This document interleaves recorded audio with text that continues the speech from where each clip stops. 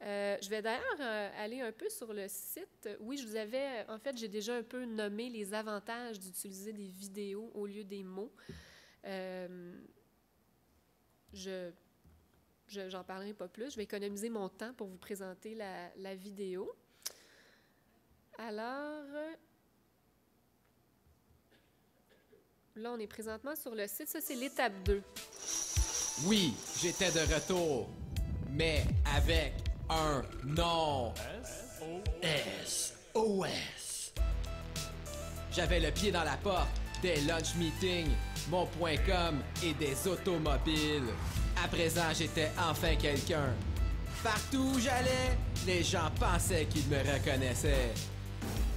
J'avais copyrighté mon nom et je saturais le marché. Ma visibilité augmentait sans cesse grâce à mes nouveaux outils technologiques tels que la peinture en aérosol, le pochoir, la plume feutre et le stylo bille. J'avais beaucoup de pain sur la planche pour éliminer tous ceux qui utilisaient mon nom sans mon autorisation. Rien ne pouvait m'arrêter. Ça, c'est le nom qui a gagné Ah, la l'étape 1. vie était parfaite. Je chillais avec mon nom. Je faisais des push-ups et des dessins de mon corps.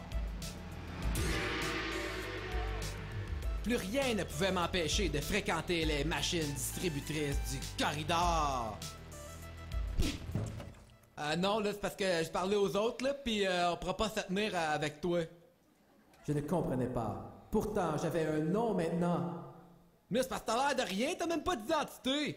Mais que pouvais-je faire pour avoir l'air d'une identité?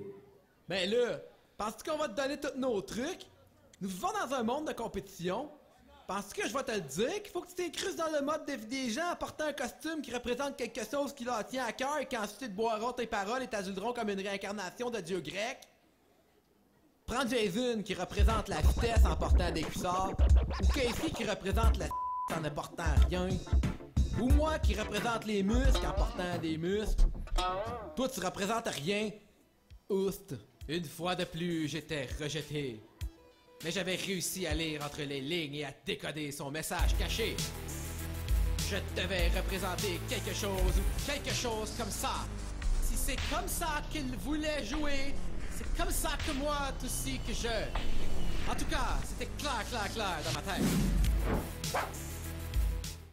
Alors, on voit un peu l'appel à l'action à la fin, c'est « Trouve un branding ».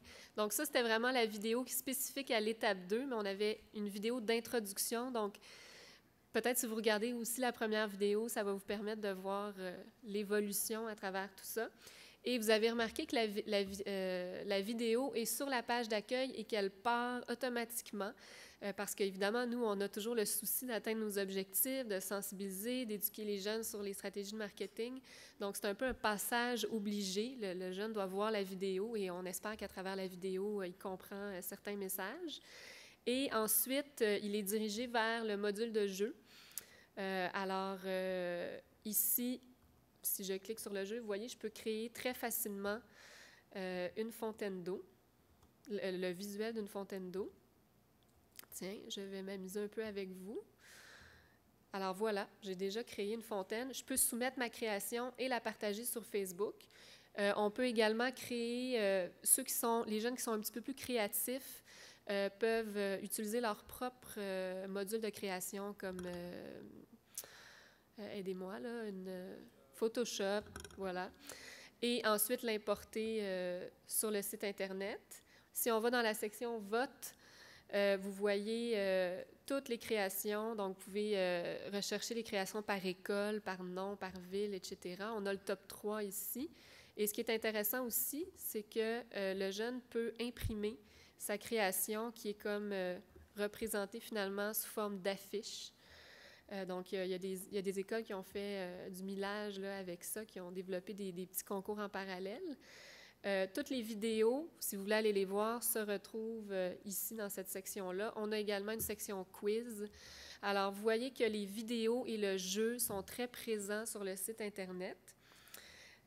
Si je reviens à ma présentation PowerPoint, ça sera pas long. OK. Je vous avais mis ici un exemple et simplement pour vous dire un peu comment est-ce qu'on amène les jeunes sur le site Internet. En fait, c'est aussi ça le défi. C'est bien de développer des choses qui sont attrayantes sur le web, mais il faut aussi trouver le moyen de les amener sur le site Internet. Nous, le Réseau du sport étudiant du Québec, on est quand même chanceux. On a un lien privilégié dans les écoles. On a particulièrement avec les éducateurs physiques, les responsables des sports. Donc, on leur transmet des affiches à mettre dans leur école pour inviter les jeunes à aller sur le concours. Et ce qui est intéressant aussi, c'est qu'il y a une visibilité pour les jeunes à travers l'affiche, c'est-à-dire que le jeune qui a gagné à l'étape 1 voit son nom, voit sa création gagnante apparaître sur l'affiche. Donc, voilà. J'ai déjà plus de temps, mais on a un kiosque, alors si vous êtes intéressé à en savoir plus, venez nous voir. Merci.